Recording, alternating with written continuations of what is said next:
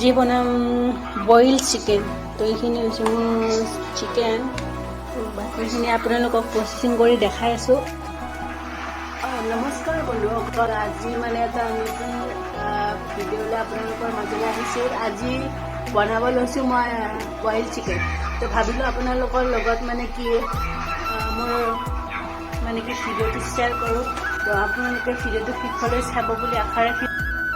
তো এয়া হৈছে মোৰ মাংসখিনি, যিখিনি মই মানে কি মাংসখিনি মই কিন্তু ছাল গুচাই অনা নাই, ছাল থকা মাংস আনিছোঁ। আৰু ইয়াতে এতিয়া মই বটি লোৱা আদা, নহৰু, কেঁচা জলকীয়া, পকা জলকীয়া দুয়োটাই মিহল কৰি এইবিলাক চব মিহল কৰিছোঁ। আৰু তাৰপিছত এইখিনি এতিয়া মই ধুনীয়াকৈ মেৰিনেশ্যন কৰি থৈ দিম।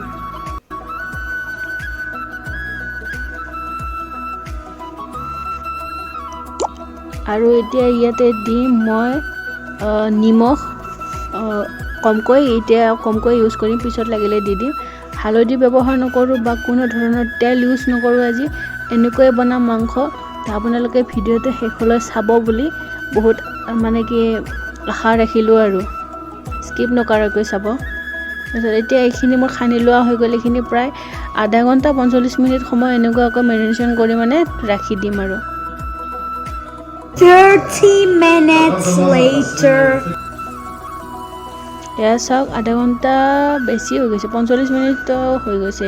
তো চাওক কিমান ধুনীয়া কালাৰ এটা আহিছে, কিন্তু হালধি ইউজ কৰা নাই। পকা জলকীয়া যিটো ইউজ কৰিছিলোঁ তাৰ পৰা কালাৰটো মানে কি টানি লৈছে, এবজৰ্ব কৰি লৈছে মাংসখিনিয়ে। এতিয়া এইখিনি মই ধুনীয়াকৈ বনাম। এয়া দেখিছে, খালী কেৰাহী মানে কি তেল দিয়া নাই। তো এনেকুৱাকৈ মাংসখিনি এতিয়া কেৰাহীটো আকৌ গৰম হৈ অহাত মাংসখিনি ঢালি দিলোঁ। আৰু এইটো মনত ৰাখিব যে একেবাৰে ল' ফ্লেমতহে মানে কি বনাব, নহ'লে যিহেতু তেল ইউজ কৰা নাই তলত লাগি যোৱাৰ বহুতে সম্ভাৱনা থাকে। সেইকাৰণে যিমান পাৰে ল' ফ্লেমত বনাওঁ, কম জুইত বেছি সময় লাগিলে কথা নাই, কিন্তু ল' ফ্লেমহে ৰাখিব। এতিয়া মাংসখিনি বহলাই এনেকুৱাকৈ ৰাখি দিম আৰু ভাজি ল'ম। প্ৰায় 20-25 মিনিটটো ভাজি ল'ম এনেকুৱাকৈ। এয়া দেখিছে লাহে লাহে কালাৰ আহিব ধৰিছে। আৰু এইটো মই বিলাহী ইউজ কৰিম, তেতিয়াও বাৰু কালাৰ আহি যাব। আৰু মই ৰেড চিলি পাউডাৰ ইউজ কৰিম অকণমান। এয়া লাহে লাহে দেখিছে তেল ওলোৱা আৰম্ভ হৈ গৈছে মাংসৰ পৰা। অলৰেডি অলপ অলপ এৰিছে তেল। এনেকুৱাকৈ ভাজি থাকিম, যিমানে ভাজিম মানে কি তেলখিনি লাহে লাহে ওলাই আহিব। কিন্তু গুৰুত্ব ৰাখিব যে কম জুইতহে, তো এনেকুৱাকৈ সঘনাই লৰাই থাকিব লাগিব।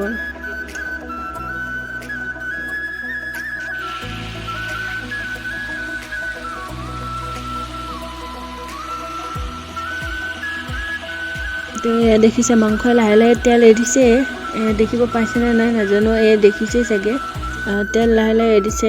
আৰু চাওক,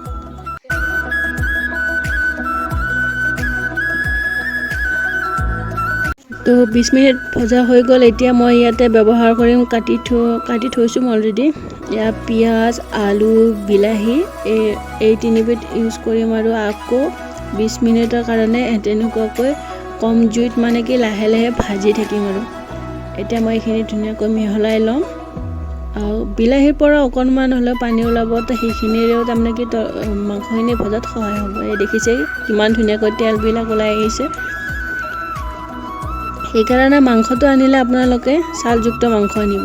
এয়া চাওক, ঢাকনি লগাই দিলোঁ। 5 মিনিট পিছত মই আকৌ চেক কৰি চালোঁ, কাৰণ সঘনাই চেক কৰি থাকিব লাগিব আৰু লুটিয়াই থাকিব লাগিব, নহ'লে লাগি যাব। চাওক কিমান ধুনীয়া কালাৰ নিজে নিজে হৈ আহিছে, আৰু আহিবই কাৰণ বিলাহীখিনি গলিব আৰু সময় আছে। এয়া চাওক কিমান ধুনীয়া হৈছে, তেলো ওলাইছে। চেম প্ৰচেছত আকৌ ঢাকনি লগাই প্ৰায় 5 মিনিট সময় এনেকুৱাকৈ ৰাখি দিম।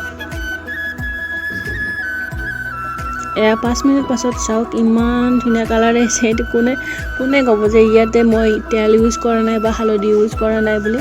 ইমান ধুনীয়াকৈ ভজাই গৈছে, আপোনালোকে দেখিব পাইছেই চাগে।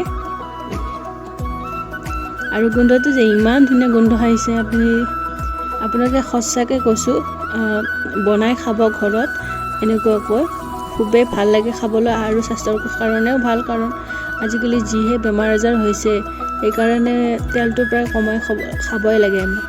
তো এতিয়া মাংসখিনি ভজা হৈ যোৱাত মই ইয়াতে কাটি থোৱা মানে কি তিয়হ ব্যৱহাৰ কৰিম আপোনালোকে যদি স্কোৱাচ ব্যৱহাৰ কৰে তো স্কোৱাচটো বহুতে ভাল লাগে টেষ্টি লাগে খাই কেনে এনেকুৱাকৈ কিন্তু আজি স্কোৱাচ নাই কাৰণে মই তিয়হে ইউজ কৰিছোঁ তো এতিয়া এইখিনি আকৌ অকণমান সময় ভাজি ল'ম মানে কি 2-3 মিনিট এনেকুৱাকৈ লৰাই ভাজি ল'ম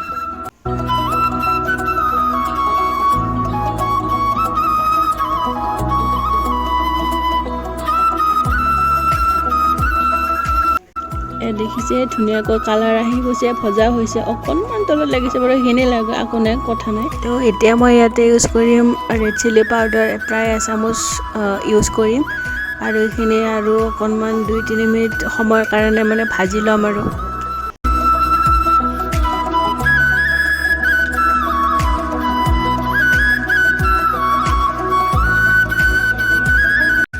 দেখিছে কিমান ধুনীয়া কালাৰ হৈছে মানে কি এইখিনি সম্পূৰ্ণৰূপে মোৰ ভাজি লোৱা হৈ গ'ল তিয়হখিনিও ভাজি ল'লোঁ মানে ধুনীয়াকৈ হৈ গৈছে দেখা পাইছে চাগে তো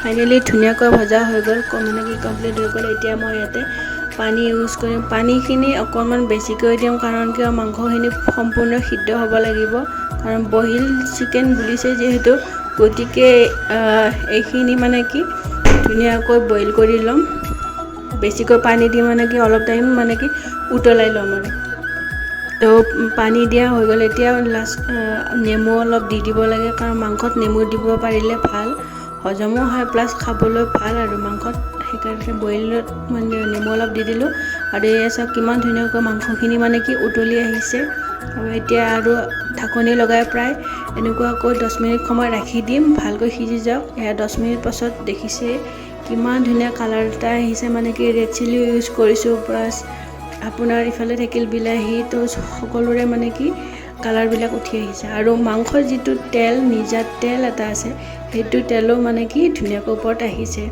এয়া মোৰ মাংস ৰেডি হৈ গ'ল এতিয়া মই ইয়াতে ইউজ কৰিম মান ধনিয়া আপোনালোকে যদি মান ধনিয়া নাপায় তেনেহ'লে জেনেৰেল ধনিয়া যিটো খাওঁ আমি সেইটোও ব্যৱহাৰ কৰিব কিন্তু পাৰে কিন্তু মান ধনিয়াৰ গোন্ধটো মোৰ বেছি ভাল লাগে সেইকাৰণে মই মান ধনিয়া ইউজ কৰিছোঁ খাই চাইছিলোঁ নিমখ অকণমান কম আছে তো নিমখ অকণমান মই দি দিলোঁ কাৰণ ভাজোতে মই নাই দিয়া মেৰিনেশ্যন কৰোঁতেহে দিছিলোঁ তো মাংস মোৰ ৰেডি হৈ গ'ল এতিয়া গেছটো অফ কৰি দিলোঁ আৰু আপোনালোকে বনাই খাই চাব তো আজিৰ ভিডিঅ' ইমানখিনি আছিল আপোনালোকে এনেকুৱাকৈ বনাই খাই চাব নিশ্চয় ভাল পাব মোৰ এটা বিশ্বাস তো খাই চাব আপোনালোকে তাৰপাছত লগ পাম আকৌ অন্য এটা নতুন ভিডিঅ'ত তেতিয়ালৈকে বাই বাই